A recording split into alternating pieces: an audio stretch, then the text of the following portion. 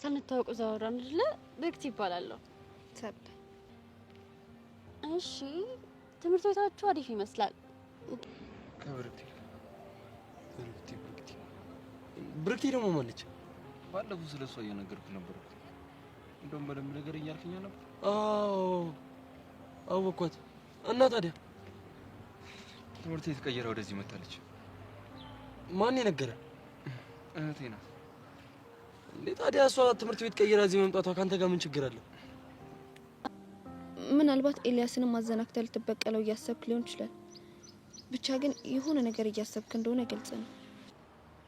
የአንድ ግዛት ልዕልት የሌላኛውን ግዛት ልዑል ለማግኘት ተደብቃ ስትመጣ እሱም ደግሞ በናፍቆትና በጉጉት ሲጠብቃት ከዛም እሷም ናፍቆቷንም ጉጉቷንም ተቋቁማ እየሮጠች መታ ጥምጥም ስትልበት ቆንጆ ቅዠት ነው።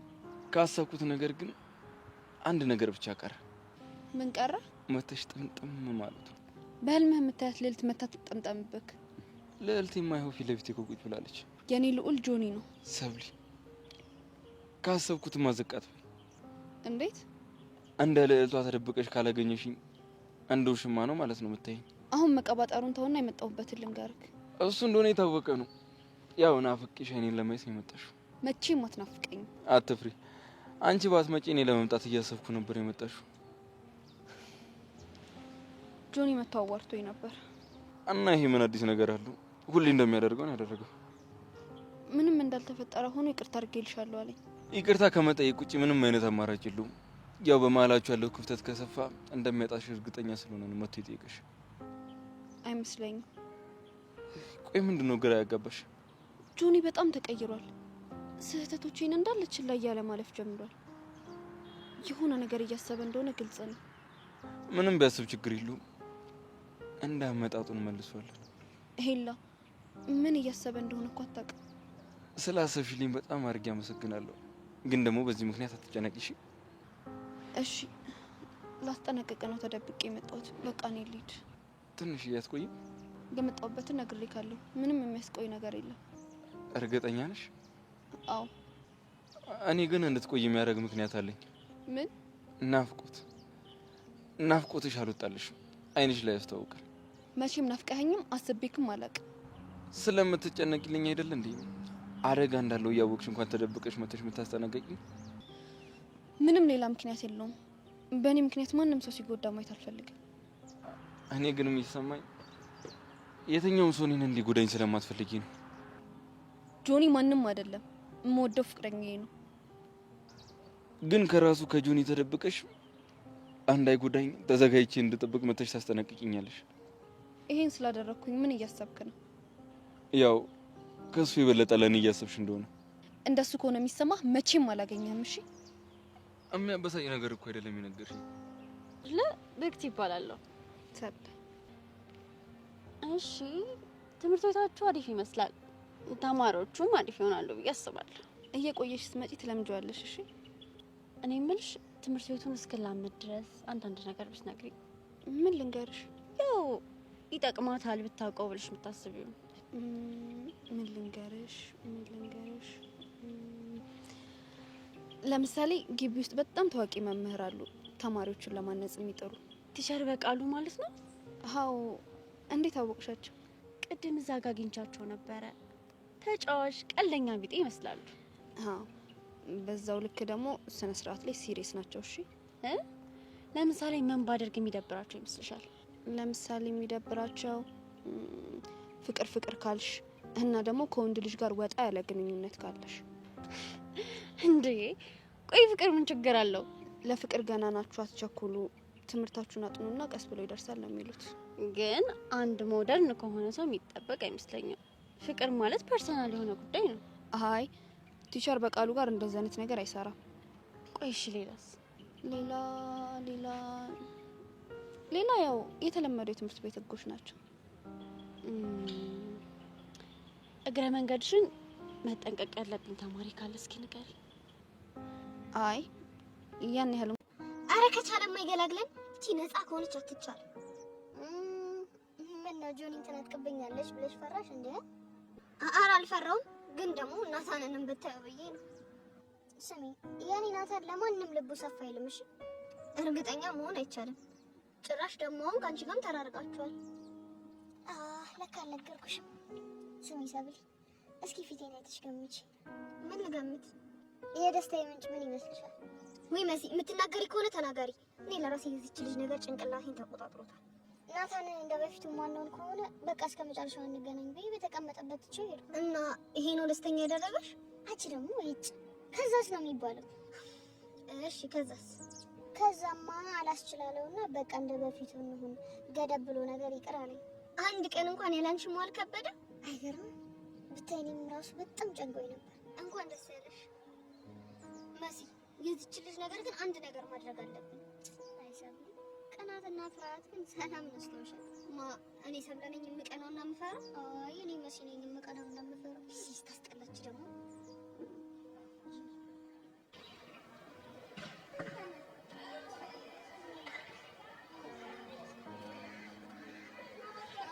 አንተ ከሰሙ ገና ብዙ ታወራለች።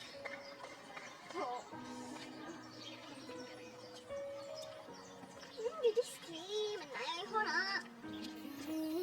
ልጅ ነው ሸጋ ልጅ አፍቅሬ ነው አንተ ልጅ ወድጄ ነው ሸጋ ልጅ አፍቅሬ ነው የምከተልህ የምናፍቅህ ጅሚያልሆንህ አንተ ልጅ ወድጄ ነው ሸጋ ልጅ አፍቅሬ ነው አንተ ልጅ ወድጄ ነው ሸጋ ልጅ አፍቅሬ ነው የምከተልህ የምናፍቅህ መቼም ያኔው ነህ።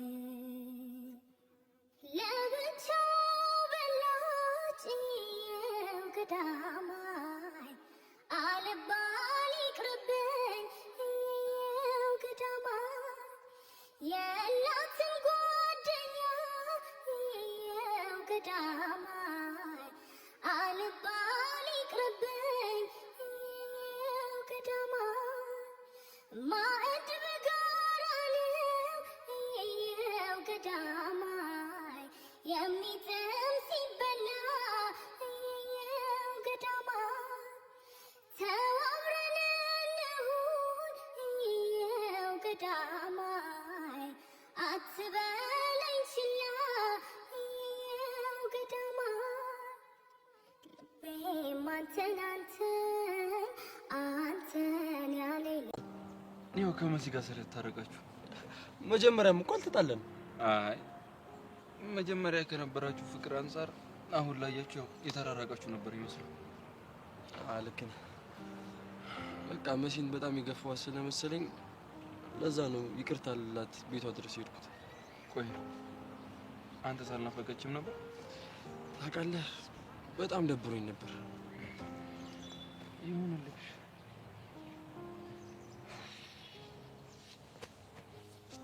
ምን ሆነ ነው የተጨነቅ ትመስላለህ? የተፈጠረ ነገር አለ? አዎ እባክህ የሆነ ችግር ውስጥ ገባ። ምን ከሰብሊ ጋር በተገናኘ ነው? አይደለም። እና ከአለም ጋር ነው? ከሷ ጋር አይደለም። እሺ ታዲያ ከማን ጋር ነው? ከብርክቲ። ብርክቲ ደግሞ ማለች? ባለፈው ስለሷ እየነገርኩህ ነበር። እንደውም በደንብ ነገር እያልከኝ ነበር። አዎ አወኳት። እና ታዲያ ትምህርት ቤት ቀይራ ወደዚህ መጣለች። ማን የነገረ? እህቴ ናት። እንዴ ታዲያ እሷ ትምህርት ቤት ቀይራ እዚህ መምጣቷ ካንተ ጋር ምን ችግር አለ? ሰላም ሰላም፣ ውድ ቻናሌ ቤተሰቦች እንዴት ናችሁልኝ? እንኳን ወደ እኔ ዩቲዩብ ቻናል በሰላም መጣችሁ። እንዴት ናችሁልኝ?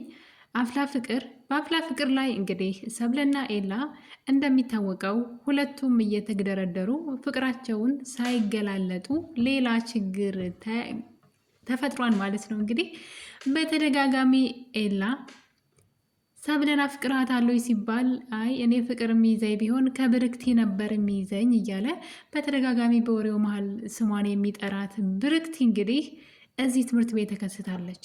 ነገሩ እንግዲህ ከመጀመሪያውም ኤላ ከዛ ትምህርት ቤት ወጥቶ ወይም ደግሞ ለቆ የመጣበት ዋና ምክንያት እሷ ነበረች። ሌላ ትምህርት ቤት እነ ሰብለ ትምህርት ቤት የቀየረበት ምክንያት በእሷ ምክንያት ከልጆች ጋር ተደባድቦ ነው። እንግዲህ ኤላ ኃይለኛ ተደባዳቢ ነው። በነገራችን ላይ እዚህ ቀደምም እንዳያችሁት ጆኒ 2 ሰው እንዲደበድቡት ልኮበት ነበረ እና ሁለቱንም ቅጥቅጥ አድርጎ ነበር የደበደባቸው ብቻውን ሆኖ ማለት ነው። እና እንግዲህ ያኔ ጆኒ ይሄ ልጅ ግን ማን ነው? ኤልያስ ግን ማን ነው ይሄ ልጅ እያሉ ስለሱ ለማጣራት ሁሉ እየሞከሩ ነበረ። ለየት ያለ ነገር አለው፣ ቆይ ምንድን ነው ከጀርባው ያለው ምናምን በማለት እና እንግዲህ እንደምታውቁት ኤልያስ የሆነ ሰላይ ነገር ነው እዛ ትምህርት ቤት ውስጥ ያው እንደዛ ለመስራት እህቱን ለማገዝም ጭምር ስለሆነ እዛ ትምህርት ቤት የገባበት ዋናው ምክንያት ተኩላውን ለማግኘትና ከተኩላው ጋር የሚተባበሩ ሰዎችን እዛ ትምህርት ቤትም እንግዲህ አንደኛዋ ጸጋ ናት። በጸጋ አድርገው ተኩላው ጋር እንደሚደርሱ ስለሚያውቁ እና ደግሞ የኤላ አባቱ ፖሊስ ስለነበረ ታዲያ አባቱ ከሞተ በኋላ እህቱ ደግሞ ፖሊስ ናት። ታዲያ እንግዲህ እኔም የአባቴን ፈለግ መከተል እፈልጋለሁ ብለው እህቱን ለማገዝም ጭምር ነው እዚህ ትምህርት ቤት ውስጥ በዋነኝነት የገባውና እንግዲህ ከገባ በኋላ ያላሰበው ነገር ገጥሞት ማለት ነው። ፍቅር ይዞታል። ፍቅረኛ ካላት ሴት ፍቅር ይዞታል እና ፍቅረኛ ያላትን ሴት ደግሞ ልጁ ስለሚፈታተነው ጆኒ እንግዲህ ከመጀመሪያው ጀምሮ ካያችሁ ጆኒ አብሮ ሲያያቸው በመናደድ በመቅናት ኤላን እልህ ውስጥ ሲያስገባው እናያለን እና ኤላ ደግሞ በእልህ ተነሳስቶ ሰብለን እንደሚቀማው ነግሮት ነበረ። የሆነ ጊዜ ጆኒ ኤላን መቶት ነበረ በዚህ ጋር በቡጢ ምናምን ነው የሚባለው እና እንግዲህ ያኔ እዚህ ትምህርት ቤት ውስጥ እያለህ እበቀልሃለሁ ብሎት ነበረ። ያው እሱ ድብድብ ወይም የሆነ ነገር ሳይሆን ሰብለን ቀምቶት ነው ሊበቀለው የሚፈልገው እና እንግዲህ ፍቅረኛ ያላትን ሴት ልቧን አስኮብልሏል። ይሄ ግልጽ ነው። ሰብለ አልሸነፍም ብላ ነው እንጂ ኤላን ትወደዋለች። ነገር ግን ደግሞ ፍቅረኛ ብላ የያዘችው ሰው አለ። ባታፈቅረውም ደግሞ አስቡት እስኪ አንድ ክፍል አንድ ትምህርት ቤት ውስጥ ከፍቅረኛዋ ጋር የማይስማማ ተቃራኒ የሆነ ሰውን አፈቀረች እና ይሄኛውን ትታዛኛው ጋር መሆን አችልም። ስለዚህ ያላት አማራጭ ከጆኒ ጋር እያስመሰለች መቀጠል ብቻ ነው እና ከዛ ደግሞ ከኤልያስ ጋር ደግሞ ልተያይዛለች። ታዲያ እንግዲህ ሁለቱም ፍቅራቸውን ሳይገላለጡ በድግጥ ኤላ በተደጋጋሚ እንደሚወዳት እየነገራት ነበረ። የሆነ ጊዜ ደግሞ ነፃ እንደሚያወጣት ከጆኒ ነቀርሳ ከሆነ ከውሸት ፍቅር ነፃ እንደሚያወጣትም በተደጋጋሚ ሲነግራት እያየን ነበር። ታዲያ እንግዲህ የነገር በዚህ እያለ በተደጋጋሚ እየተገናኙ ሰብለት ትወደዋለች። ነገር ግን እልህም ይዟታል። ያው ጆኒንም ደግሞ ትታ ወደሱ መሄድ አችልም። እነዚህ ነገሮች በዚህ እያሉ እንግዲህ የሆነ ቀን ናታን ከሰብለ ጋር የጨመርከው ነገር ምንድን ነው ብሎ ሲጠይቀው ሰብለን አፍቅራታል ወይ እያለ በተደጋጋሚ ጠይቀው ነበረ። ታዲያ ኤላ የመለሰው መልስ በፍጹም እኔ አላፈቅራትም፣ እኔን ፍቅር አይይዘኝም አይነት ነገር ነበር ሲናገር የነበረው። እኔን ፍቅር ቢይዘኝ ኑሮ ከብርክቲ ነበር የሚይዘኝ ብሎ በተደጋጋሚ ስሟን ሲጠራት የነበረችው ልጅ እንግዲህ ታካስታለች። ልጅቷ እንዴት እንደምታምር ማለት ነው። አለመወደድም አችልም። ነገር ግን እሱ እኔ ፍቅር ቢይዘኝ ኑሮ ከእሷ ነበር የሚይዘኝ፣ ነገር ግን ልክ ከእሷ ጋር ስሆን እንደሚሰማኝ አይነት ስሜት ሰብለ ጋም ስሆን ይሰማኛል እያለ ነበረ። እንግዲህ ብርክቲ ጋም ጓደኛ ነበሩ፣ ቤስት ፍሬንድ ነበሩ። ከዛ እንግዲህ ልጅቷ ታፈቅረዋለች። እሱ ግን ያኔ ብዙ ስለ ፍቅርም እውቀቱ አልነበረውም። ስለዚህ ቦታ ሰጥቷት አያውቅም። እሷ ግን ታፈቅረው ስለነበረ በዙሪያው ያሉ ሰዎች ይቺ ልጅ እኮ ስለምታፈቅር ነው እንደዚህ የምትሆነው ቢሉትም ኤላ ግን ችላ ነው ያላት። ነገር ግን ማንም ሰው እንዲናገራትም ሆነ ክብሯ እንዲነካ አይፈልግም። ታዲያ እንግዲህ ልጅቷ በጣም ቆንጆ ስለሆነች ወንዶች ራሱ ይደባደቡባት ነበረ፣ ብርክቲን ማለት ነው። ታዲያ በመጨረሻ እንግዲህ እንደዚህ ወንዶች ሊተናኮሏት ሲሉ ነው ልጆቹን ቅጥቅጥ አድርጎ ደብድቦ ትምህርት ቤት እስከ መልቀቅ የደረሰው በእሷ ምክንያት ነው። ትምህርት ቤት ለቆ ከሄደ በኋላ ግን 1 ዓመት ብቻ ነው እሷ ራሱ ከዛ የተማረችው። እንደምታውቁት እንግዲህ እሱ 10ኛ ክፍል ነበረ የመጣው ወደ እነ ሰብለ ትምህርት ቤት ማለት ነው። 1 ዓመት ተምሮ ከዛ የክረምት ትምህርት እየተማረ ያለ ማለት ነው። በተባረረ በአመቱ እሱ የሌለበት ትምህርት ቤት አልማርም ብላ እሷ ደግሞ እንግዲህ ስለምታፈቅረው ማለት ነው ታፈቅረዋለች። እሱ ባይረዳትም እሱ ከጓደኝነት ውጭ ባያስባትም፣ በነገራችን ላይ እሱ ልክ ከብርክቲ ጋር የሚያስበው ነገር ናታን አሁን መሲ ጋር እየሆነ ያለው ነገር ነው ማለት ነው። እንግዲህ መሲ ክንፍ ብላ ትወደዋለች ነፍሷ እስኪወጣ። በጣም በብዙ ነገር እንዲወዳት አይደለም ያኔ እንደምትወደው ለማሳየት እየሞከረች ነው መሲ። ናታን ግን ሊገባው አልቻለም። አውቆ የተኛ ቢቀሰቅሱት አይነቃም ምናምን ይባላል እና ናታን እንግዲህ እንደዛ ነው የሆነው። ግልጽ ነገር ነው የምታደርገው ነገር ሁሉ እሱ ወደ እሷ እንዲሳብና እንዲወዳት አይነት ነገር ነው። እሱ ግን ምንም ሊገባው አልቻለም። ለምን እንደሆነ አላውቅም። የናታን ነገር በጣም ነው የሚያስገርመው።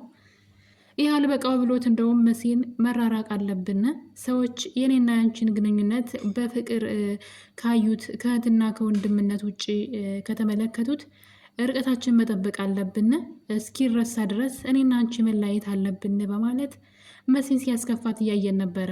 ነገር ግን ከመሲ አንድ ደቂቃ ርቆ መቆየት ደግሞ አይችልም።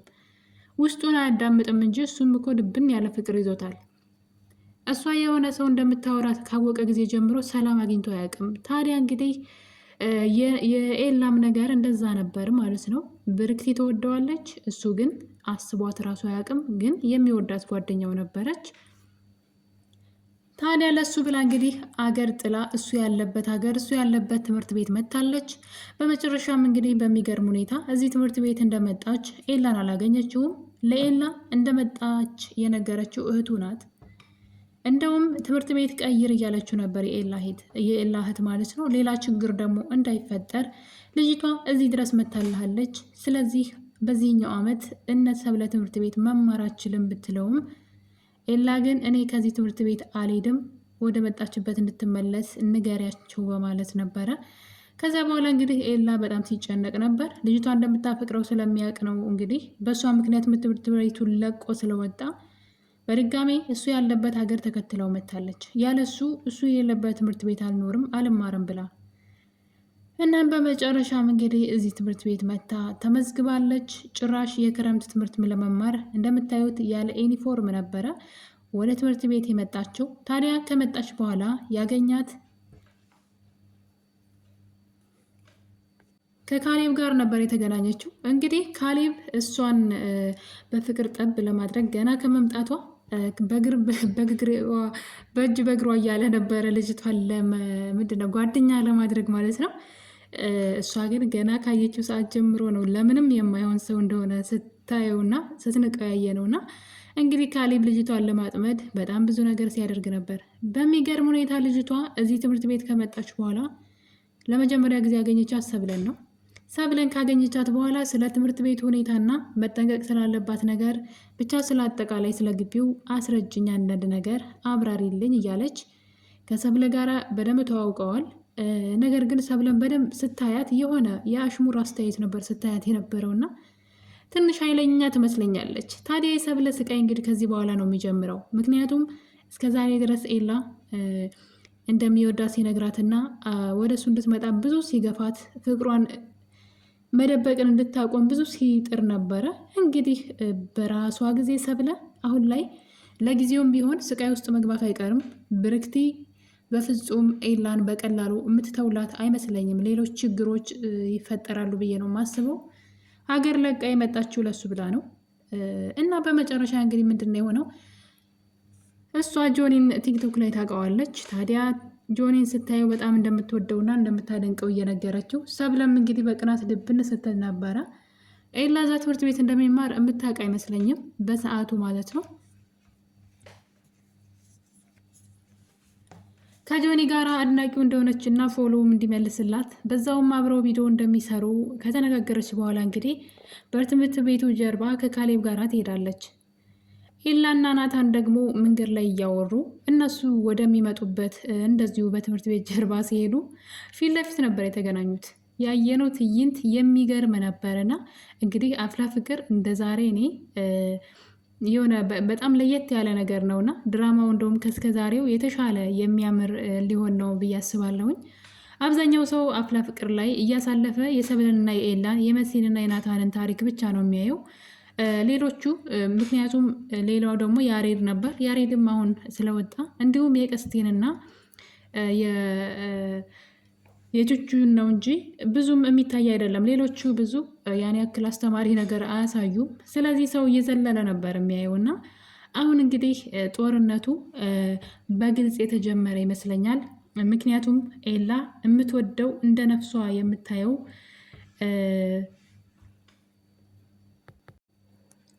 ብርክቲ ወደ ህይወቱ መታለች ማለት ነው። በጣም ነበር የሚወዳት እሱ እንግዲህ በፍቅር ባይሆንም በጓደኝነት ማለት ነው። እና እንግዲህ ፊት ለፊት ሲገናኙ ሌላ ትዕይንት ነበር የሚመስለው። ካሌብ ማንንም እዚህ ትምህርት ቤት አታውቅም ብሎ ስለሚያስብ ልጅቷን እየጀነጀናት ነበረ። በዛው ደግሞ ጆኒ ወደ እነ ካሌብ እየሄደ እያለ ኤላ ከናታን ጋራ ከታች ይመጣል። ልጅቷ ደግሞ እንግዲህ ብርክቲ ከካሌብ ጋር ከላይ ስትመጣ ልጅቷ ባለችበት ድርቅ ብላ ሁለቱም በፍቅር አይን ቅልጥ ብለው ማለት ነው። ነገሩ ሁሉንም ሰው አስደንግጧል። በአካባቢያቸው ያሉ ሰዎች እንግዲህ ምን ተፈጥሮ ነው ብለው እንግዲህ ካሌብ እና ጆኒ ራሱ ተገርመው ምንድን ነው እዚህ ጋር እየተካሄደ ያለው? ሁለቱ ግን ማንም ሰው ባላወቀው ነገር ተፋጠው ነበር ማለት ነው። የአፍላ ፍቅር 246 እንግዲህ ትዕይንት ይመስል ነበረ። በቀጣይ ምን ይፈጠራል የሚለው እንግዲህ አፍላ ፍቅር አጓጊ ሆኗል። በተለይ የሰብለ የኤላና የብርክቲ ታሪክ በቀጣይ በሌላ በአዲስ ቪዲዮ እስከምንገናኝ የዛሬን ትረካችን ይሄን ይመስል ነበር። እንደወደደችው ተስፋ አደርጋለሁ። መልካም ጊዜ